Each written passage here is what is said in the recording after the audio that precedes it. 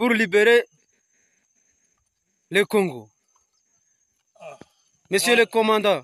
Moi c'est capitaine Safari Bintu Ndabirangije, nikiwa mpiganishe kati ya chama ya ARCD Hashibari FTP, Alliance des nationalistes pour la défense des droits humains, Abazungu. Tunatoka Masisi kwa kupiganisha adui ambaye anakuya vamia nchi akitokea Rwanda. Tunamfuata mpaka adui tumuondoe, na hata guvernema ya kwetu kwa kutusaidia kwa kupiganisha adui na kwa kuchunga usalama wa kwetu, na hata tunaweza tukakue wamoja wa kusaidiana kwa kuchunga mipaka za nchi za kwetu Kongo. Merci. Courage commandant. Merci beaucoup. Merci beaucoup. Ok. Merci.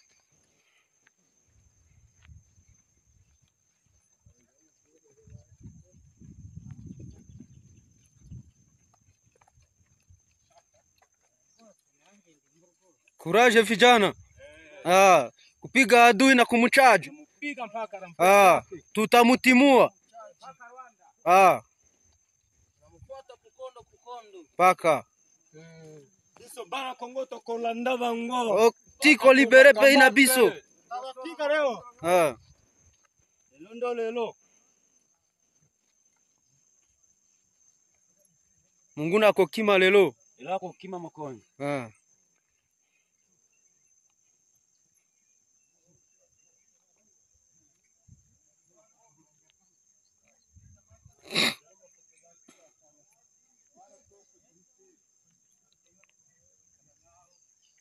Vous voyez, la colonne continue.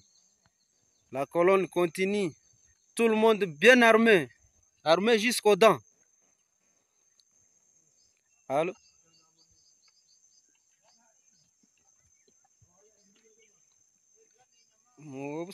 Mubuserveneza.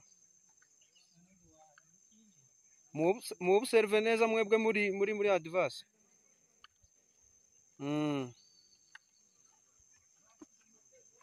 Muobserve neza. Kandi urumva kumanuka nuko bamanukana kuri tirayeri. Sawa.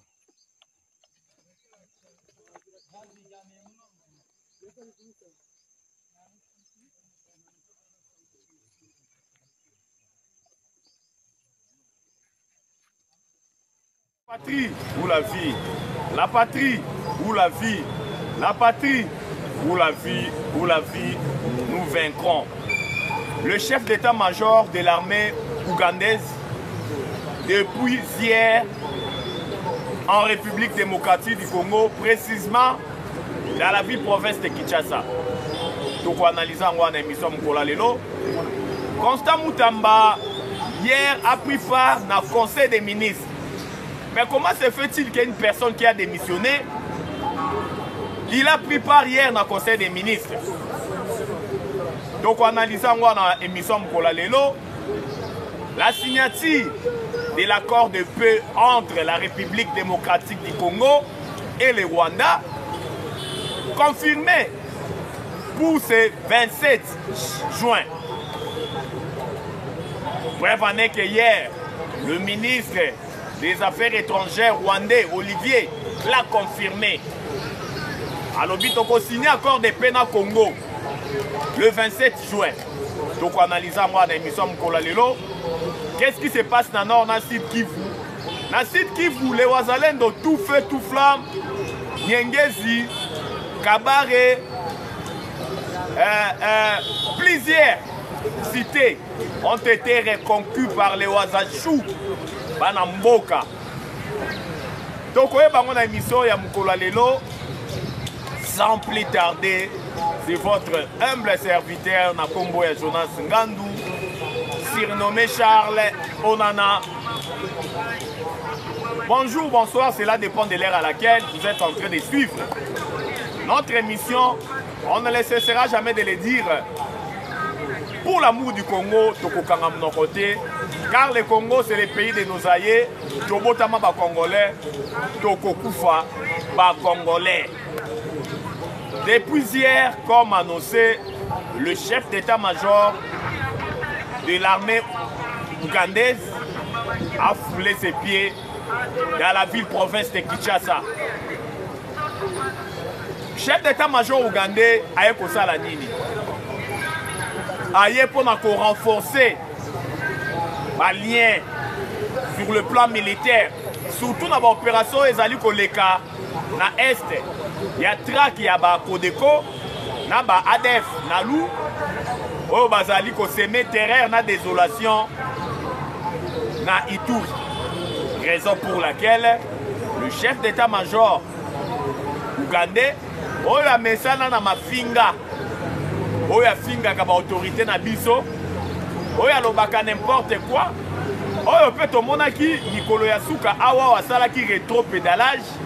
Akomaki koloba toujours maloba ya malamu mpona Congo, akomaki ko féliciter tata mokonzi ekolo Fachi Beton uta mukolo ya lobi aya azali awawa si mukolo ya lelo bazali ko sinale biso ke il est toujours dans la ville province de Kinshasa pour na kosolola na ba autorité militaire na biso, précisément l'actuel chef d'état-major na biso na kombo Gilles Banza oyoyo bazali kosolola na ye tolobaka yango sans embâche ni faux fuyant, notre pays le Congo est debout. Le Congo a repris sa place dans les concerts des nations. Bah oh tout bazalaki na ba projet ba plan machiavélique pour na Congo lelo basali rétro-pédalage parce que ngonga ya Congo na ba congolais ekoki. Donc oyeba lolenge kani makambo ekoleka mikolo nyonso na visite ya l'actuel chef d'état-major ya armée ougandaise. Donc oya toujours na ba etandoike pona kolobela bino. Donc ina maimatali bitumba na est ya mboka na biso. Les Wazalendo tout feu, tout flamme, surtout dans la province de Sud Kivu. Les Congolais de père et de mère, vous êtes sans doute ignoré que peut-être Belé Bayebite que la ville de Bukavu est encerclée par les Wazalendo. Oyo Bapesi ultimatum il y a 48 heures. Armée rwandaise, n'a pas supplétif, n'a pas encore Tobengi les M23. Ils doivent se retirer. La ville de Bukavu. Oyo bomoni lolenge kani na ba ligne de front nyonso les Wazalendo tout feu tout flamme avec des bombardements chirurgicaux. Oyo ezali ko frapper armée rwandaise na moins d'une semaine plus de 100 militaires rwandais tombés na ba ligne de front par la puissance de feu ya ba Wazashu ba Wazalendo biso to benga bana mboka. Et monsieur Landaki, to l'accent le lenge kani na Nyangezi, oyoyo, et Zalaki sous contrôle ya Wazalendo après avoir frappé l'armée rwandaise. Na Kabare, to la kisagino le lenge nini, Kabare ça sous contrôle ya Wazashu. Et soubika na Kabare te. De comment na le lenge kani maintenant, on nous signale que les Wazashu va cercler ville ya Bukavu. Oyo à tout moment va lancer assaut final pour détruire l'armée rwandaise à Bukavu na ba terroriste M23. Mais il y a Malam Ozaliete, la paix a changé de côté. Armée rwandaise autre fois qui fort Kosomba Manduki soutient à l'Union européenne. Mais l'armée rwandaise est affaiblie. C'est ça la vraie information. Baza même en cours de munitions. Ça c'est aussi là-bas on a ma ligne de front. Tout ça, ça prouve à suffisance que de l'Engekani, l'armée rwandaise est affaiblie. Na Kobela, il y a les sanguinaires Paul Kagame. Oh, bazali ko signalé biso que Kagame azali mourant. Na mbeto hôpital kuna na mboka Elman, précisément na Minich. Kagame azali mourant. Mais tant que tu as sujet à Kolobela, Rwanda, au moment où nous sommes en train de faire cette émission, vous comprendrez que notre Dieu est réellement congolais, congolais. Et notre grand pasteur Nakombo Gilles Milindwa, un grand pasteur, prophète de la nation, pasteur Nangai, Oya Lobaka, Maloba Malamu pour Namboka Nabiso. La paix a changé réellement les côtés. Parce que, qui aurait cru que Kagame les sanguinaires, Tata Mokonzi Mboka ya Rwanda, akoye kozala affaibli, akoki kozala stressé, le lenge kani Tata Mokonzi Ekolo Fati Beton, la diplomatie agissante na ye, et le monde Nzambe, dengue et affaiblir les sanguinaires Paul Kagame, avec ma stress. Kagame aujourd'hui mourant, Namboka ya Liman. Parce que, tant que Tata Mokonzi Ekolo, Fati Beto azui ki bokonzi lolenge kani Bible lobaka ki bokonzi nyonso utake pankolo. Toute autorité vient de Dieu. Fati ayaki na mandate mais aye na mission ya d'abord ko déboulonner système ya Kabili. Oyo batia pendant 18 ans. Oyo ezalaki caractérisé par des tueries, par des gabégies financières, par des détournements, par l'infiltration et la traîtrise. Parce que Hippolyte Kanambe, alias Joseph Kabila, Balobaka, Lokuta et Yaka, na escalier vérité Yaka na sincère, Kabila Kosi Biso pendant 18 ans, qui a Zalaka Congolais. Mais lelo yoyo, vérité Zoya Malembe na escalier, oh lelo ba Kongomani, lelo ba ndeko comprendre que ba gérer Mboko pendant 18 ans na Lokuta. Na Lokuta, vous n'aurez même pas l'idée. Ce pays a été enterré sous Joseph Kabila. Le Congo n'avait plus sa place dans les concerts des nations. Mais il a fallu, moi, na Elaka, Fati Betoya, notre pays, et reprendre sa place dans le concert des nations. Tomoni Lolenge Kanikoyer, Tshisekedi, na première mandature na ye, Kabila fani na embargo pendant 18 ans, Tobanda Kosomba Mandu quitté. Mais il a fallu Tshisekedi aya pour embargo ane longwa. Il a fallu Tshisekedi aya pour lelo oyoyo. Mokini mobimba yebake. Batu babomaka ba Congolais na Est, il y a de cela 30 ans. Ezali ba Rwandais. Mais Kabila Fandawa, au loko moko malongé zalate, avec un budget, il y a 4 milliards. Cela montre à suffisance. Le Lengekani, ce pays était enterré. Mais Tomoni, les sanguinaires Paul Kagame, Azalaki roi na Congo, sous Joseph Kabila. Parce que c'est lui qui donnait toutes les orientations, toutes les décisions.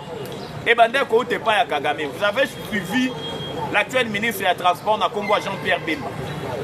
Jean-Pierre Bemba a dit haut et fort que quand il avait remporté les élections en 2006, c'est Kagame qui avait donné l'ordre que Bemba n'azala jamais président.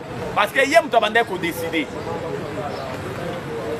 Il en est de même en 2011, quand Tshisekedi le père avait remporté les élections face à Joseph Kabila. C'était toujours lui, le président du Rwanda, le sanguinaire Paul Kagame, avait donné les injonctions que Tshisekedi le père, étant donné qu'il était nationaliste, il ne pouvait pas diriger le Congo. C'était toujours lui. Tolandi Awawa, Bemba nous a révélé que Kabila a déboursé 60 millions de dollars chaque mois pour nous les sanguinaires Paul Kagame. Toyebi les accords de Rumbavu. Témoin, le président nigérien honoraire Obasanjo, ministre des Affaires étrangères à son temps, c'était Raymond Tshibanda. Un accord a été signé à Rumbavu, au Rwanda.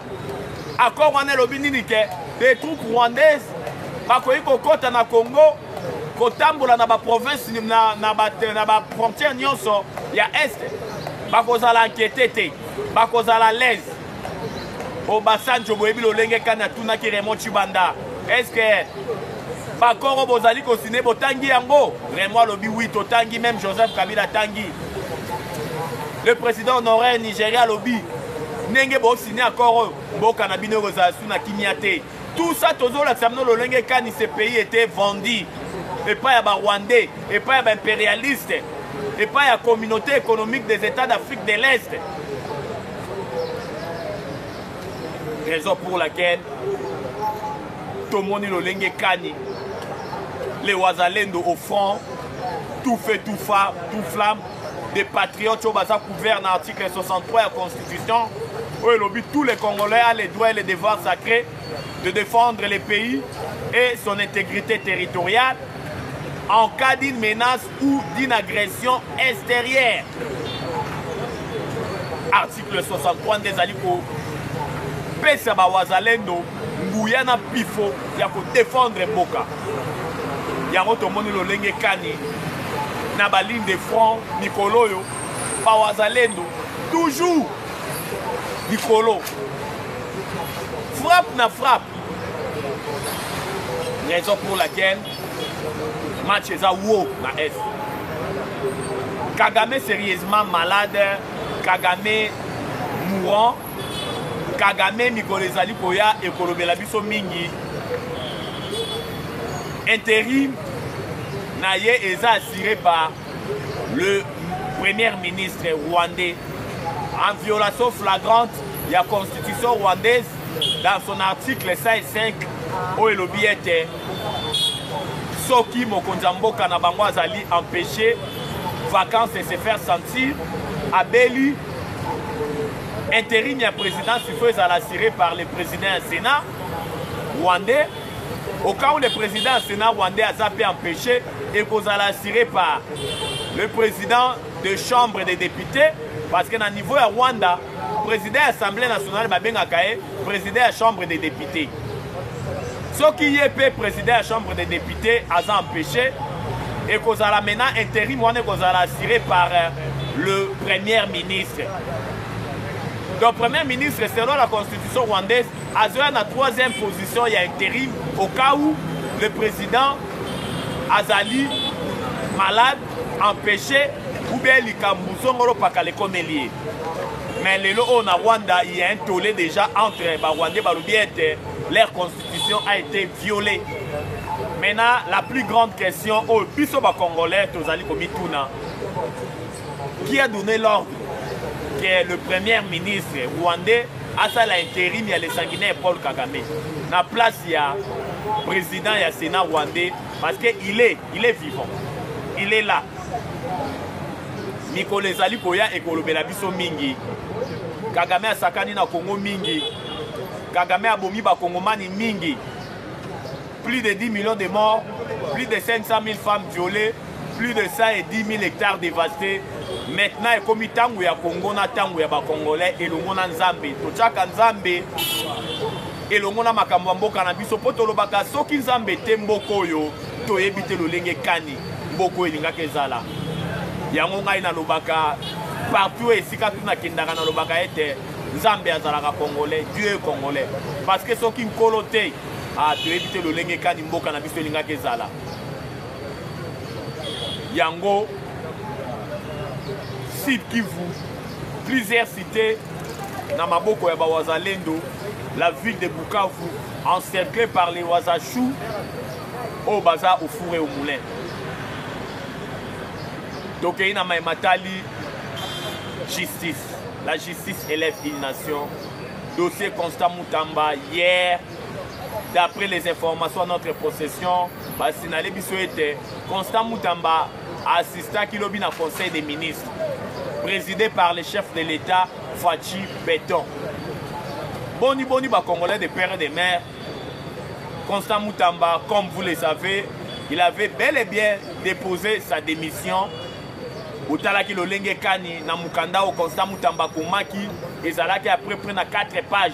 Il y a Kolaksa Lolenge Kani, complet ou taki à partir de Rwanda. Pour déstabiliser. Parce que tout le monde a dit Lolenge Kani. Ba Rwandais ba sepela ki ba lobby Constant au monde to suki siyo. Yango et pour ça qui Constant Moutamba na lettre de démission na Koloba ete ba agent secret ya Rwanda bazali ti lelo na Congo. Même na parlement o ezali ko kamba maipa ya Vital Kamerhe Luaka Ningi Kingi ezali parlement oyoyo esangisi batu ya mabe. Parce que comme on a lolenge kani makambo ezali ko salema na parlement wana ya malamu ezali kunate. rien de bon ne pourra sortir de cette Assemblée nationale dirigée par Lwakaniningi Kingi dit Vital Kamerhe. Yamalongé Kobimate. Comment pouvez-vous imaginer les procureurs près de la Cour de cassation avaient déposé un réquisitoire Yakosenga ba député balongola ba militaire Nicolas Kazadi Oya Lubake régime nabiso eza ba jouisseur ezala qui caractérisé par la gabegie financière. Mais comment on a le lenge kani mosolo etamboli na Assemblée nationale pour balongola ba militaire Nicolas Kazadi te mais bakende kaka kolongola ba militaire Constant Mutamba Tungunga oyo asali musala malamu na ministère ya justice munganga oyo tata mokonzi ekolo Faci Beton azalaki koluka ye wana ezalaki Constant Mutamba oyo asali ba réforme ya malonga na ministère ya justice kuta ye azwa ministère ya justice mosolo ya ministère ya justice est triplé.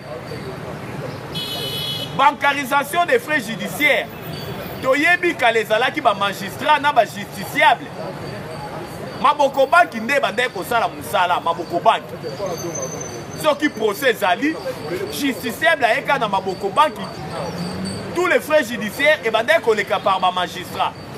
Mais tant que Constant Mutamba ye alobi plus question de maboko banki entre ba justiciable na ba magistrat tout et koleka maintenant par voie bancaire kende kofuta na banque tomonaki lolenge kani mosolo emataki na ministère ya justice. Constant Mutamba yeli biso ba réforme ebele ba insaisissabilité des comptes des trésors des comptes des sociétés étatiques et privées. Constant Mutamba yeli biso ba caution judiciaire de 5%. Constant Mutamba yena ba réforme oyoyo et pesi ba Kongomani une lueur d'espoir. La maladie au justice en mboka na biso ezalaki kobela oyo ezalaki constaté par le chef de l'État Faci Beton.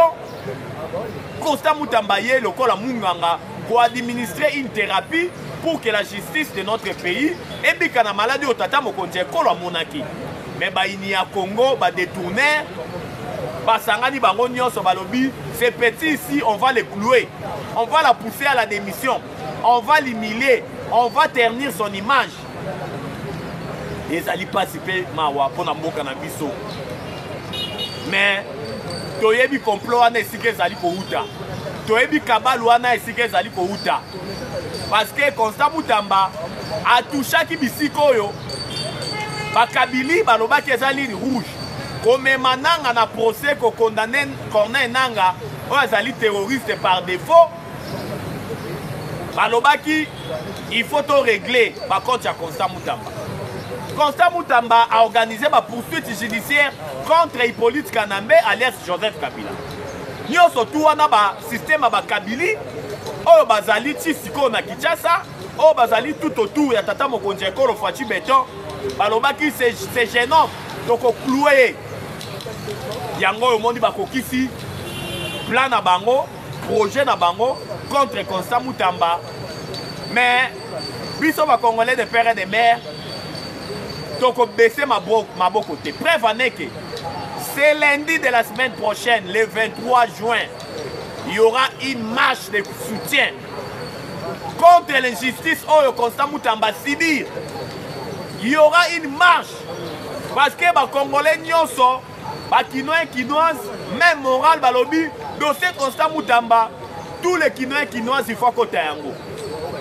Parce que injustice wana tokolinga yango te. Toyebi complot wana toyebi plan wana. Boni Constant Mutamba azana ba nuit judiciaire awawa. Ba Rwanda kuna ba meli champagne. M23 emeli champagne.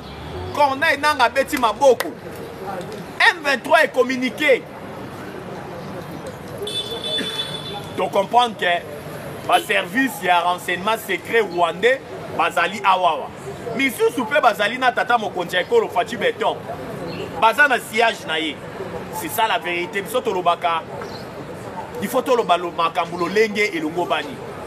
Mais ngana yaka toujours pour interpeller tata mokonzi ekolo Faci Beton na prophétie à Mohamed Sanogo, un prophète ivoirien oyo prophétisaki mpona Fachi Beton koloba na ye ke namoni nzambe azolakisa ngai président moko ya mboka Congo na kombo ya Tshisekedi.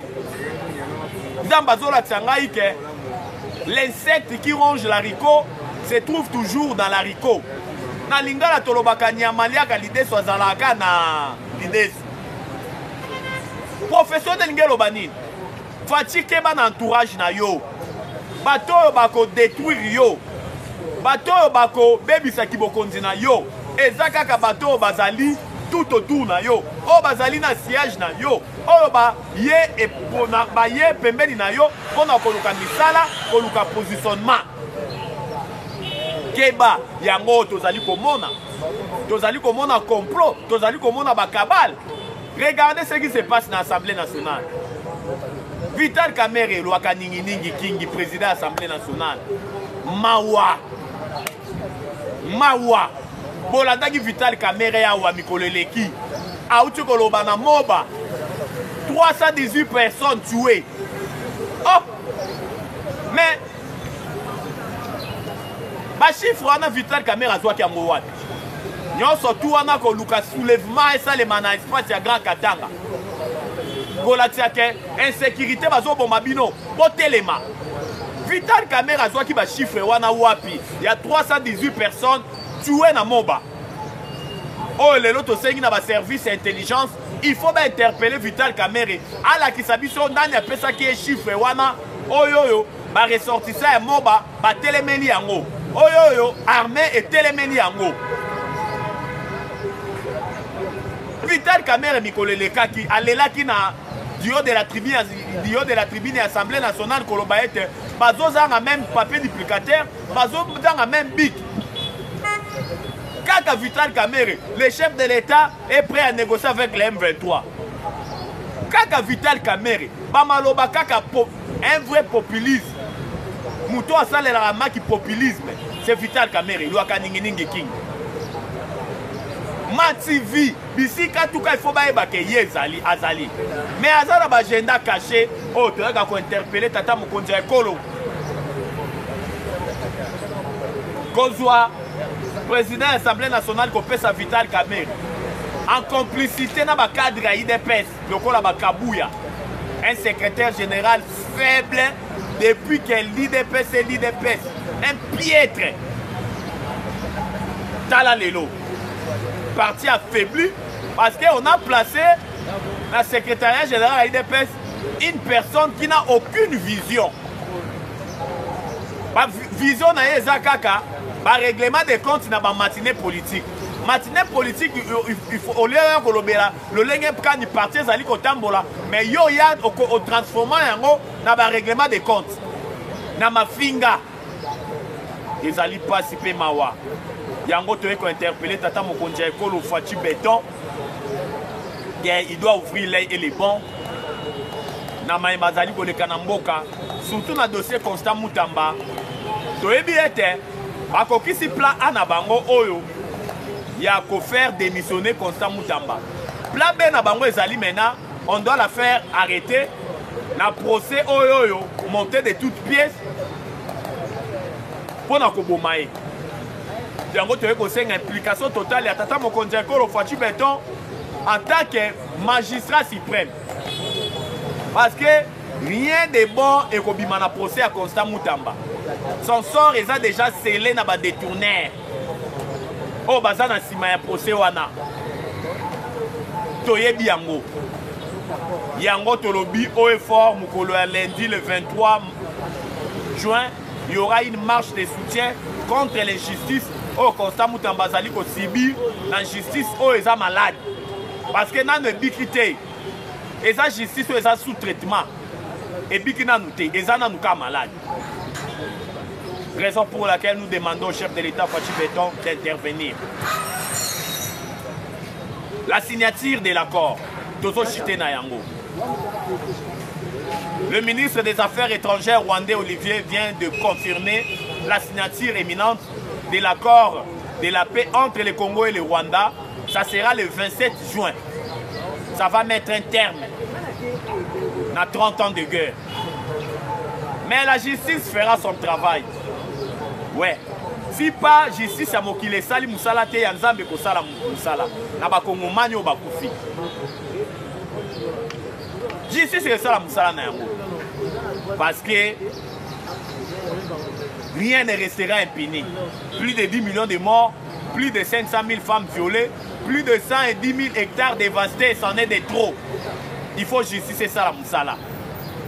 Yango bomoni lolenge kani makambo ezali ko kende oyoyo makambo ezali en faveur ya ba congolais parce que accord préliminaire au ezalaki paraphé entre les deux délégations congolaises et rwandaises, c'est bénéfique pour les Congolais parce que accord wana ezolobela l'inviolabilité de l'intégrité territoriale des États. Banani ba viola l'intégrité territoriale de ce sont des Rwandais. Accord wana ezolobela makambo ebele oyo tozwi ta ya kodécortiquer yango na émission mokolo ya lelo te mais tokoya na mikolo ezali koya mpona kodécortiquer yango ya koloba ezalaki ebele boyebi ete bachaîne na biso eza likambo ya ngonga tosengi na bino bosabone massivement tolobaka pour l'amour du Congo tokokanga monoko te tobotama bacongolais tokokufa bacongolais. Numéro na biso ezali plus 243 89 77 525 44 plus 243 89 77 525 44. La patrie ou la vie.